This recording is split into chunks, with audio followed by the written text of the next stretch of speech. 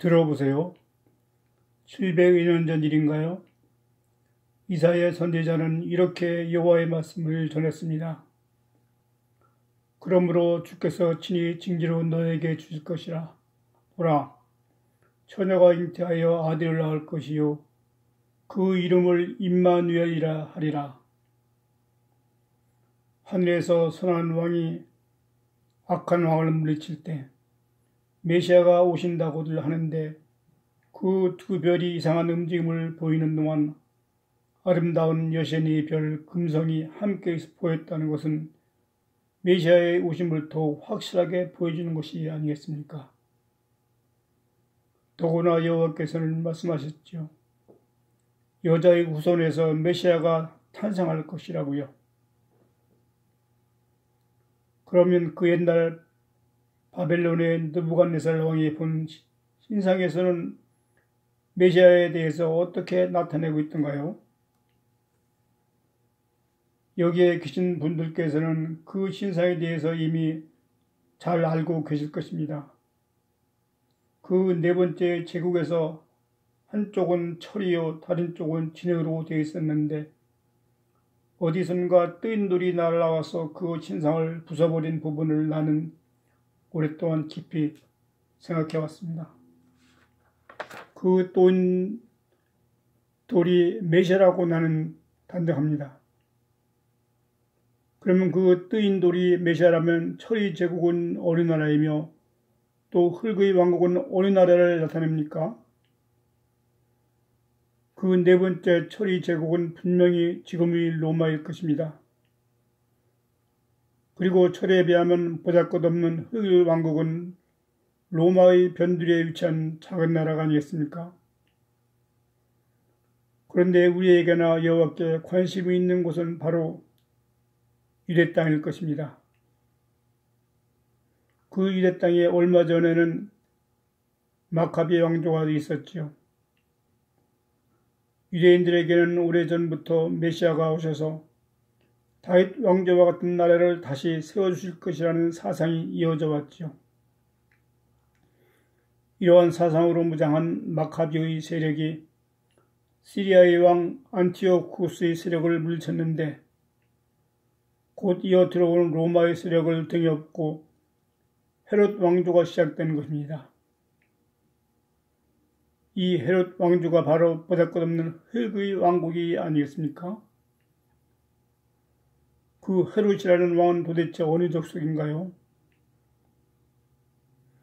헤롯 왕은 기원전 73년에 남부 팔레스타인에서 에돔의 후손 이둠의 사람으로 태어났지만 유대인의 모습으로 살고 있지요.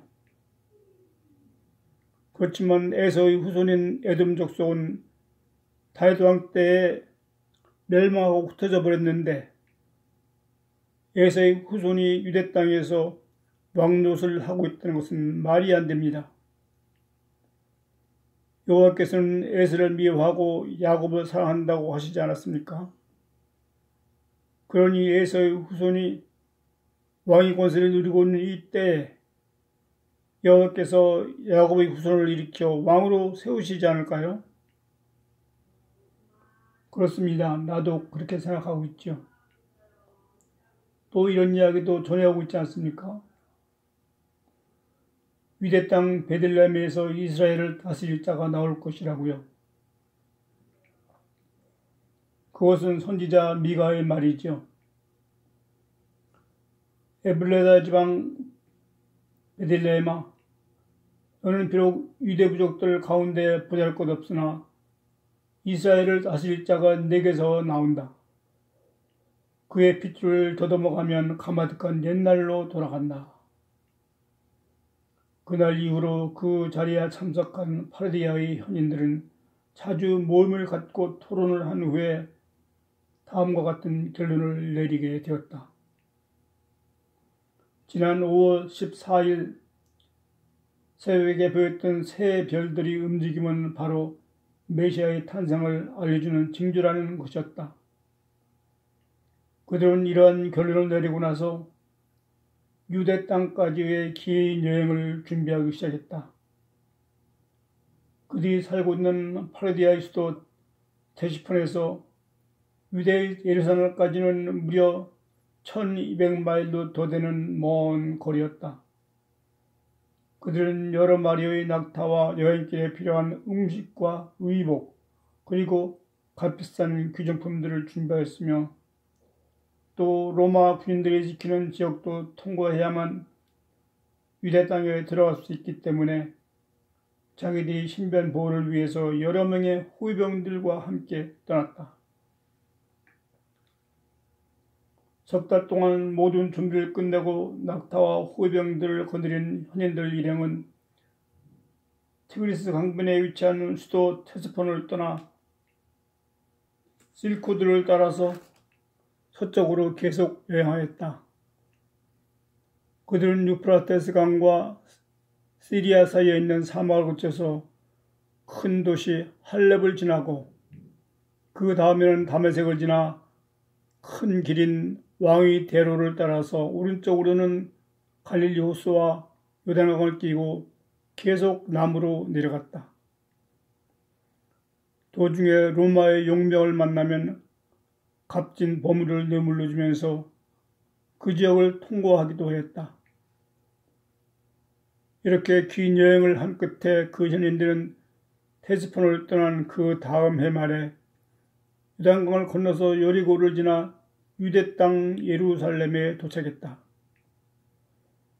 그들은 거리에서 만나는 사람들에게 물었다. 유대인의 왕으로 태어나신 분이 어디 계십니까? 우리는 멀리 동방에서 별을 보고 그분께 경배드리러 왔습니다. 유대인들과는 다르게 파르디아의 의복을 입고 찾아온 낯선 사람들이 유대인이 왕으로 나신 이를 찾는 질문을 듣고 거리의 사람들은 모두가 크게 놀랐다. 아니, 우리에게는 지금 헤롯 왕이 계신데 무슨 왕이 또 있단 말이오? 성 안에서는 큰 소동이 일어났다. 결국 이들 일행은 모두 헤롯 왕에게 불려가게 되었다. 헤롯 왕은 파르디아에서 온 현인들을 보고 너무도 놀랐다. 헤롯 왕은 당연히 이 사람들을 체포해서 로마 총독에게 보내야 할 일이었기 때문이다. 전하, 저 파르디아 사람들이 유대인의 왕으로 나신 이가 어디에 계시냐고 묻고 있습니다. 유대인들의 메시아 사상에 관해서 잘 알고 있는 헤롯 왕은 그 말에 매우 불안을 느끼면서 제사장들과 율법학자들 모두 불러놓고 물었다. 예언자들은 메시아가 어디에서 탄생한다고 했는가? 유대 땅 베들레헴입니다.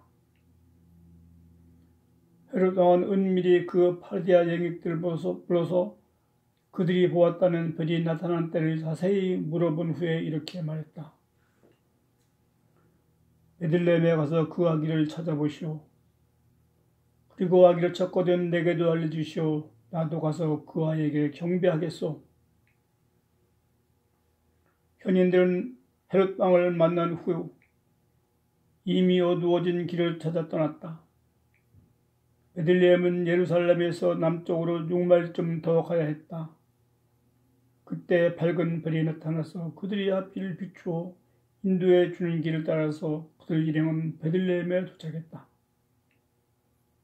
현인들은 요셉의 가족이 살고 있는 집에 들어가 어린 예수께 경배드리고 보물상자를 열어 황금과 유황과 몰약을 예물로 드렸다. 그리고 그날 밤 꿈속에 나타난 여호와의 말씀을 듣고 다음날 아침 일찍 일어나 베들레헴의 남쪽으로 떠났다. 그들은 헤브론을 지나고 부에세바를 지나서는 사해를 남쪽으로 돌아서 왕의 대로를 따라 다시 북쪽으로 계속 올라갔다. 그리고 다메섹을 지나 실크로드를 따라서 오랜 여행 끝에 테스폰에 돌아왔다. 그 오랜 세월이 흐르고 그들 현인들이 노년이 되었을 때 그들은 반가운 손님을 만나게 되었다. 그는 다름 아닌 사도 도마였다. 오순절에 성령 강림을 경험한 후 유대 땅을 떠나 전도의 길에 나섰던 그는 파르디아 전역을 전도 여행하던 중 테스판에 왔을 때 노년이 된 그 현인들이 도마의 소식을 듣고 달려온 것이다. 예수께서는 어찌 되셨습니까? 아기 예수께서는 나신 후 8일 만에 할례를 받으시고 40일이 지난 후에는 어머니 마리아의 정결의식을 위해서 온 식구가 예루살렘을 방문하였지요. 그 후 갈릴리에서 1년여를 머무신 후 다시 베들레헴으로 오셨지요. 그때 현인들께서는 아기 예수께 경배 드리지 않았습니까? 그때 우리들이 헤롯 왕의 말을 듣지 않고 그냥 기옥했는데 무슨 일은 없었습니까? 너무도 끔찍한 일이 벌어졌지요. 헤롯 왕은 엄청난 악을 저질렀습니다. 베들레헴에서 2살 아래의 모든 어린아이들을 학살해버렸거든요. 아마 20명도 더 되는 아이들이 죽었지요. 그때는 헤롯 왕이 자기 아내와 장모 그리고 2 아들까지 모두 죽인 정신병자였습니다. 자기의 왕의 자리가 불안했거든요. 결국 헤롯 왕은 그 다음 해에 여리고에서 비참하게 죽었습니다. 그의 목 안에 벌레가 생기고 살이 썩어가며 호흡도 제대로 하지 못하는 고통 속에서 죽고 말았습니다. 현인들은 도마에게서 예수 그리스도의 삶과 십자가에서 죽기까지 사역을 듣고 또 도마와 함께 그리스도의 복음에 관해서 이야기하는 동안 성령님께서는 그들의 마음에 감동을 주시어 모두가 도마에게서 세례를 받게 하셨다. 그리고 세례를 받은 현인들도 예수님의 복음 전파에 남은 생애를 바쳤다. 그 후 많은 세월이 흘렀다. 로마의 황제 콘스탄틴은 서기 313년에 밀라노 칙령을 발표하면서 기독교를 사실상 로마의 정식 종교로 공인하였다. 그리고 그의 어머니 성 헬레나는 그 현인들의 유해를 터키에 위치한 콘스탄틴노플에 옮겼으며 그 유해는 다시 이태리의 밀라노를 거쳐 1163년에 독일의 코롱 대성당에 옮겨져서 지금까지 그곳에 안치되어 있다.